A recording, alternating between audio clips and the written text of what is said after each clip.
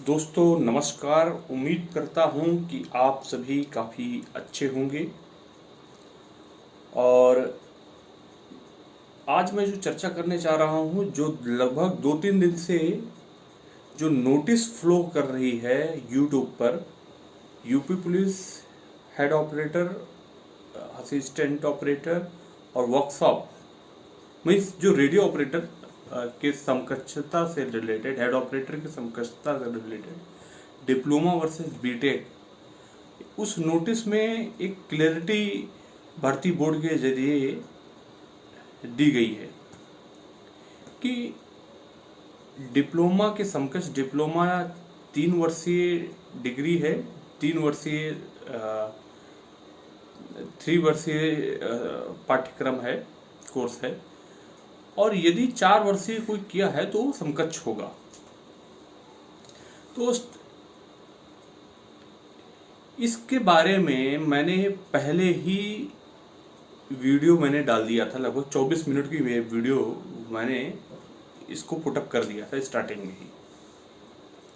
उस समय लोग हमारी बात को मान नहीं रहे थे। मैंने कहा कि यह चीज जो है बोर्ड टू बोर्ड मैटर करता है। सरकार हर एक जगह पर डिप्लोमा को रिजर्वेशन नहीं दे सकता। योग्यता भी कोई चीज होती है। आप चाहेंगे कि जनरल को भी रिजर्वेशन मिल जाए, ईडब्ल्यूएस को भी रिजर्वेशन मिल जाए, ओबीसी को भी रिजर्वेशन मिल जाए, एससी को भी रिजर्वेशन मिल जाए, एसटी को भी मिल जाए, फिर डिप्लोमा को अलग रिजर्वेशन मिले, बीटेक को अलग रिजर्वेशन मिले, आईटीआई को अलग रिजर्वेशन मिले। तो ऐसा तो हो नहीं सकता। योग्यता भी एक चीज होती है जिसके पैमाने होते हैं चयन करने का। तो यह एक बिल्कुल सिंपल सी बात है। आप कहेंगे कि हो सकता है, ठीक है, आपका यह तर्क होगा कि तब आईटीआई, डिप्लोमा, बीटेक, इसमें डिफरेंस क्या हुआ? देखो यार, डिफरेंस के लिए सरकार ने वैसे ही कई कुछ पोस्ट ऐसे हैं जहां पर सरकार ने डिप्लोमा को आर्हता दिया है, इम्पोर्टेंस दिया है, जहां पर बीटेक अप्लाई नहीं कर सकता। कहीं कहीं ऐसे हैं जहां पर आईटीआई को इम्पोर्टेंस दिया है। कहां पर दिया है आईटीआई को? टेक्नीशियन की कुछ पोस्ट हैं, चाहे रेलवे है या कहीं अन्य जगह पर हैं, वहां पर आईटीआई को महत्व दिया है। जूनियर इंजीनियर की पोस्ट हो, चाहे यूपीपीसीएल की हो, चाहे यूपी ट्रिपल एससी की हो, वहां जूनियर इंजीनियर की पोस्ट के लिए डिप्लोमा को महत्व दिया है। अब ये भर्ती बोर्ड का अधिकार है, वो भर्ती बोर्ड का अधिकार है। उसने कहा कि भाई 3 वर्षीय डिप्लोमा है, हमें चाहिए 3 वर्षीय diploma, telecommunication, electrical, computer science, mechanical, जो भी उसमें दिया हुआ है, 3 वर्षीय कोर्स किया होना चाहिए। हेड ऑपरेटर के लिए हेड ऑपरेटर का काम करना है, और इसके पास मिनिमम 3 साल का डिग्री होना चाहिए, उसकी रिक्वायरमेंट है। अरे भाई, आपके पास 4 साल की डिग्री है, 5 साल की है, 6 साल की डिग्री है, उससे क्या मतलब? अगर वो एक्सेप्ट करता है तो आप उसको जबरदस्ती उनको मना कर दोगे क्या? कौन सी ऐसी ताकत है कि जाके उनको मना कर देंगे कि भाई आप 4 साल के बंदे को मत लो? दोस्त, जब आप when you are going to fight for IS, when you are going to fight for UPSC, you must be ready to fight with those candidates who have done graduation from IIT, IIM, MBBS, any other institutes. जब आप UPSC की तैयारी करते हैं तो आप तैयार रहिए, चाहे आईआईटी से पढ़ा हो, ग्रेजुएशन किया हो, चाहे आईआईएम से किया हो, चाहे एमबीबीएस किया हो, चाहे गांव का एक सिंपल कॉलेज से उसने ग्रेजुएशन किया हो, कंपटीशन में बराबर है। आप यह झंडा लेकर के नहीं बोर्ड के पास जा सकते हो भर्ती बोर्ड के पास, यूपीएससी के पास, या नहीं लेके जा सकते हो दोस्त कि हमको आप सिलेक्ट कर लीजिए और वह व्यक्ति जो है, हमारे पास डिग्री कम की डिग्री है, हमको सिलेक्ट कर लीजिए, उस हायर वाले को, डिग्री वाले को मत सिलेक्ट कीजिए भले ही उसके नंबर कम हो। यह कोई तर्क नहीं है। यदि किसी को बीट करना है तो आप अपने मार्क्स ज़्यादा से ज़्यादा लाइए और कंपटीशन में उस हिसाब से उस सीट पर अपनी दावेदारी पेश करिए। अब हम आपको बताते हैं, लगभग एक महीने से गुरुकुल आनंद एकेडमी का एक बंदा है, आनंद कुमार, डिप्लोमा होल्डर। मैं बता रहा हूं कि इस व्यक्ति के मुश्किल से 100 क्वेश्चन सही नहीं होंगे, नोट कर लीजिए। 100 से 105 के इसी बीच में कहानी होगी, वो भी शायद हो या ना हो। और उसने जो एक महीने से हमारा भी समय बर्बाद किया उसने, और पता नहीं एक महीने से लगभग यूट्यूब पर जो भसड़ मचा के रखी हुई है, भर्ती बोर्ड में भी और यूट्यूब पर पूरे भसड़ मचा रखी है।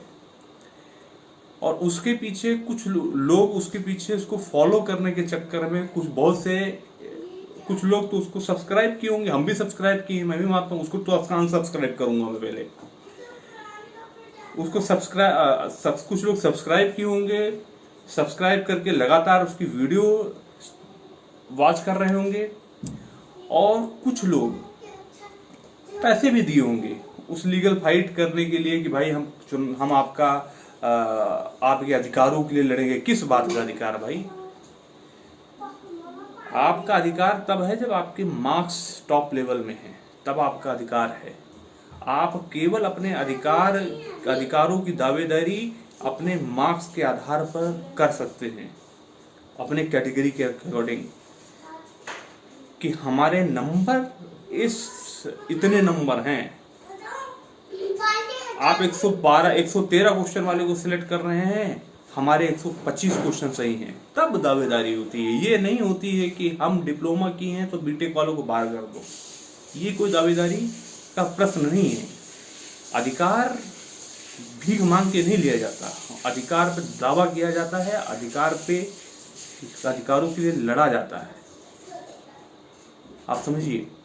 तो इस व्यक्ति ने एक महीने से तो कम से कम डिप्लोमा वालों को तो भटकाया ही, उनका पैसा बर्बाद किया, समय बर्बाद किया, यूट्यूब पर भसड़ बनाया उसने।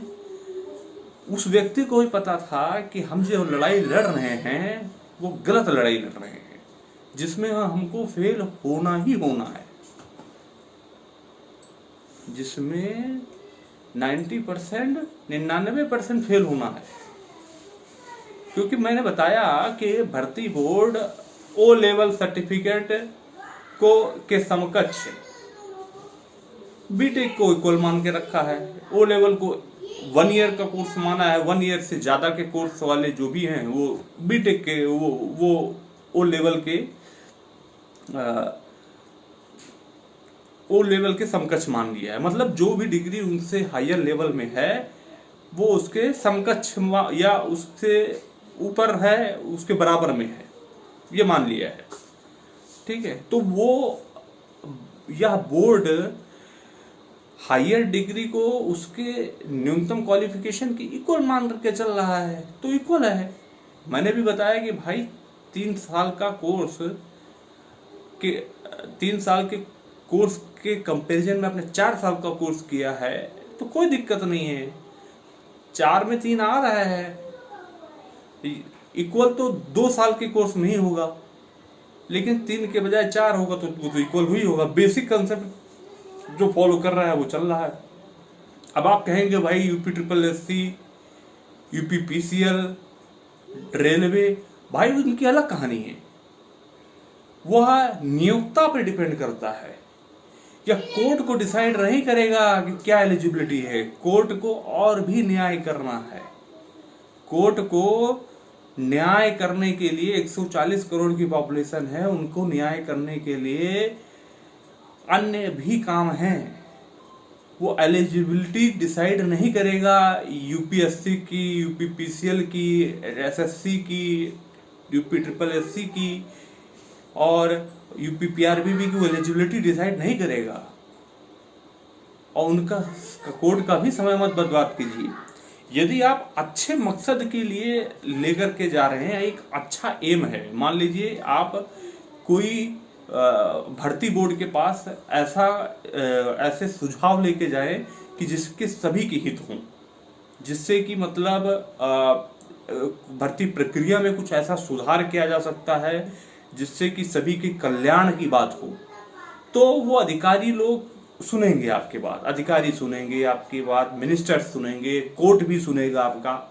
लेकिन आप यह मुद्दा लेके जा रहे हैं कि साहब हमारे नंबर कम हैं, हमारे नंबर कम हैं और सामने वाले के नंबर ज्यादा है, उसकी डिग्री ज्यादा है, उसको बाहर कर दो।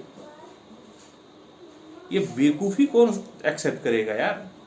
सभी लोग जन कल्याण की काम करते हैं, कल्याण की बात उनसे करोगे तो आपका भी कल्याण होगा। ये दूसरे की बर्बादी के लिए आप संघर्ष कर रहे हो तो आपका आबादी नहीं हो पाएगी, ये आप मान के रखिए। अब भाई साहब आनंद कुमार जी के बारे में बताएंगे कि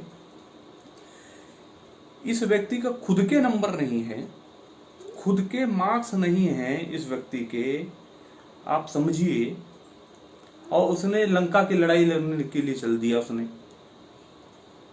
भाई साहब मैं बता रहा हूं, यदि डिप्लोमा वाला कोई भी डिप्लोमा का अभी भी उनको कोई डाउट है, अगर कोई फाइट करना चाहते हैं तो कोई ऐसा स्टूडेंट लड़ाई लड़े जिसके खुद के 120 हेड ऑपरेटर में बात कर रहा हूं, 120-125 क्वेश्चन सही हो, जिसके खुद के चांस हो कि वो लास्ट तक लड़ाई लड़ेगा। इसका खुद का कोई भविष्य नहीं है इस आनंद कुमार का, और इसके पीछे बाकियों के भविष्य को चौपट करने के लिए चल रहा है। 1 महीने आप सभी का बर्बाद किया, आपका पैसा बर्बाद किया इसने और आपका समय बर्बाद किया, नतीजा कुछ नहीं आया। भाई साहब अब मत इसके पीछे जाइएगा कि आप और भी पैसा उसको दे रहे हैं और कोर्ट में समय बर्बाद कर रहे हैं, समय जाया कर रहे हैं। सिंपल सी और इम्पोर्टेंट बात बता रहा हूं, इसका नतीजा कुछ नहीं मिलने वाला है। मैंने पूरे जजमेंट को 24 मिनट की वीडियो में मैंने आपको एक्सप्लेन करके दे दिया है। आप इसको जा करके देख लीजिएगा उस वीडियो को, 24 मिनट की इस वीडियो को।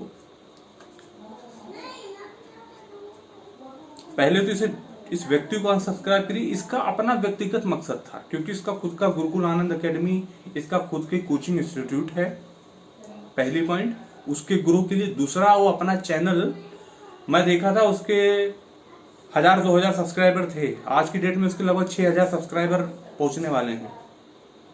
उसका वही मकसद था और कोई मकसद नहीं था, उसका व्यक्तिगत स्वार्थ था। आप अपने आप को समझिए। और दूसरी बात, एक और इम्पोर्टेंट बात मैं कहना चाहता हूं, हालांकि मैंने कट ऑफ से रिलेटेड, हम सीधी बात करने वाले आदमी हैं और स्पष्ट बात करने वाले हैं, नो बकवास। सिंपल सी बात बता रहा हूं मैं आपको, इस बात को आप समझ लीजिए कि जो लोग, जितने भी आपने वीडियो देखा होगा, कई कह रहे होंगे कि जिनके 275 या 280 नंबर है हेड ऑपरेटर में, वो अपने आप को सेफ समझिए और फिजिकल की तैयारी करना शुरू कर दीजिए और वो कंपटीशन में इससे ज़्यादा कट ऑफ नहीं जाएगी। आज तक मैं आपको बता रहा हूं कि 2016 से लेकर के अभी तक का यूपीएसआई के कट ऑफ उठा के देख लीजिए, 332 तक का कट ऑफ मैंने देखा है 2016 में, 332 में, 332 जनरल की कट ऑफ 300 के ऊपर ही गई है कट ऑफ, ये आप नोट कर लीजिए। हाँ, आप ये भी कहेंगे कि भाई इसमें 50% का क्राइटेरिया भी है। एक बार गया है 2017 में 250-252, उस समय का पेपर भयंकर टफ था, भयंकर, कोई कंपैरिजन नहीं थे इसके पैटर्न में, आउट ऑफ पैटर्न था बिल्कुल वो पेपर जो आया था उसमें 250 उस समय गया था। लेकिन उसके अलावा जितने भी यूपीएसआई के पेपर हुए 2016 से लेकर के, आप कट ऑफ उठाइए, 300 के ऊपर गए हैं, 332 तक के कट ऑफ गए हैं।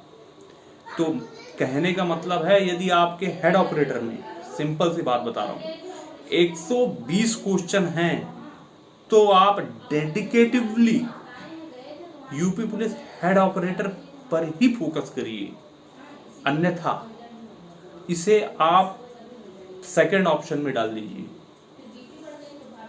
इसे आप सेकंड ऑप्शन में डाल दीजिए कि ठीक है, आप रनिंग को हल्का टच में रखिए, अपने फिजिक्स को ध्यान रखने के लिए फिजिकल फिटनेस को ध्यान में रखिए, और इसको बहुत ज़्यादा ध्यान मत दीजिए इस पर। 120 क्वेश्चन से नीचे अगर हैं आपके, हेड ऑपरेटर की बात मैं कर रहा हूँ, और वर्कशॉप में यदि आपके 330 है तो उम्मीद मतलब बना के रखिए, और 325 से 330 ना मार्क्स अगर हेड ऑपरेटर में हैं, उसमें वर्कशॉप में है, तो आप अपने आप को मतलब you are in the competition, आप कंपटीशन में हैं। इसमें हेड ऑपरेटर में 120 के ऊपर हैं तो आप पूरी तरीके से समर्पित होकर के झोंक दीजिए अपने आप को, कोई दिक्कत नहीं है। आप अदर एग्जाम पे चाहे नहीं फोकस करना चाहते हैं तो भी कोई दिक्कत नहीं है, लेकिन 120 से नीचे हैं और अपने आप को अपना पूरा समय इस पे मत झोंकिए, इसके वीडियो को वॉच करने में, कट ऑफ को देखने में और समय जाया करने में और बहुत ज़्यादा उम्मीद पालने में। प्लीज ये आप समझिए, आप इसे।